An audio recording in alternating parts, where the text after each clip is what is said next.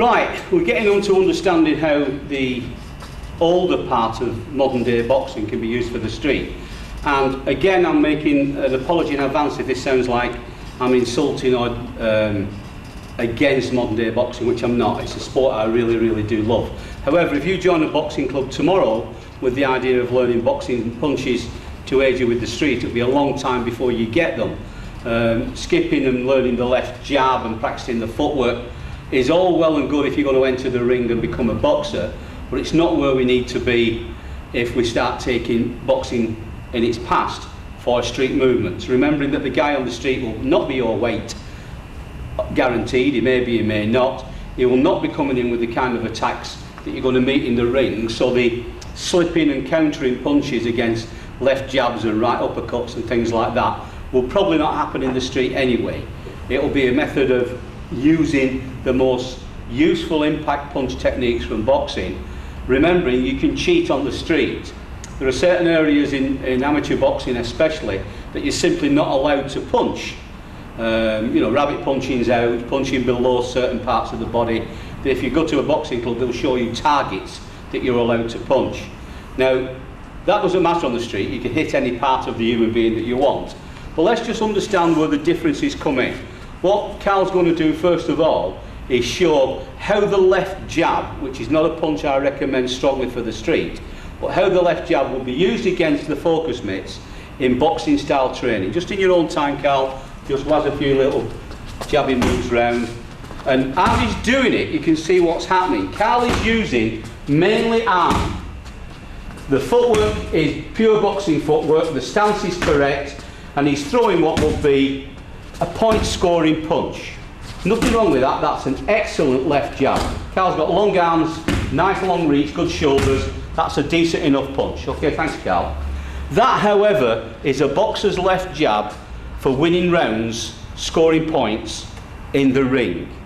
It is not the way you would apply that movement in reality, because usually from that left jab you would probably be one single right movement. Now, I'm not making a statement here that is black and white, but let's assume that a boxer would throw a decent right hand punch after every 6 or 7 left hand jabs.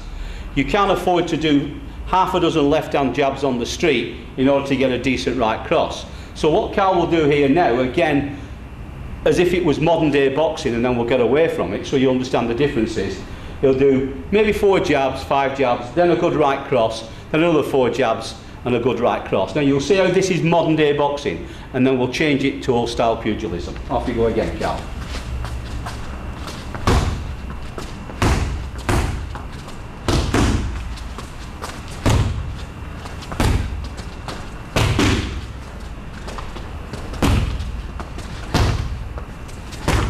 Okay, thanks Carl.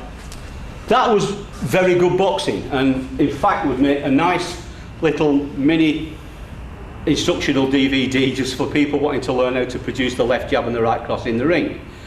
That is no use in that manner on the street.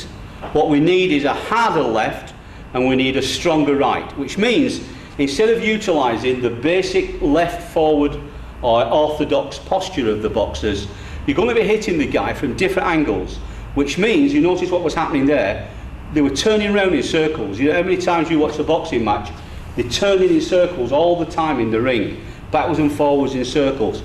That is how boxing should be done. But for the street, you want to destroy the man with one strike if possible. Certainly not messing around doing 20, 30 strikes and scoring points. A 3-minute round with me winning points is no use to me on the street. You want it over with as quickly as possible. So now let's take that left slightly differently. Okay, just hold it on 1 minute, please, Andy. What Carl's going to do now is going to really thrust this left in with a good strong strike. Now notice he's now landing closer.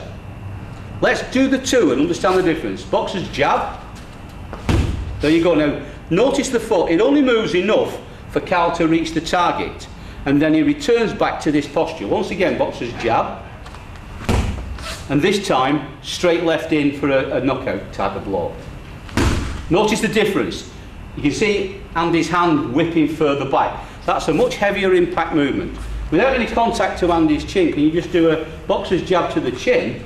And this is probably the kind of posture that Carl would be in the ring and training. However, if he was coming in to do a good straight old-fashioned pugilistic left, that is where he is. Look at the extension beyond. We're getting massive movement because we're not trying to build up points. We're trying to knock the guy out. So now what Carl's going to do is use Andy's focus mitts, move around and do single, not jab, jab, jab, single heavy straight lefts against there and adjust the distance.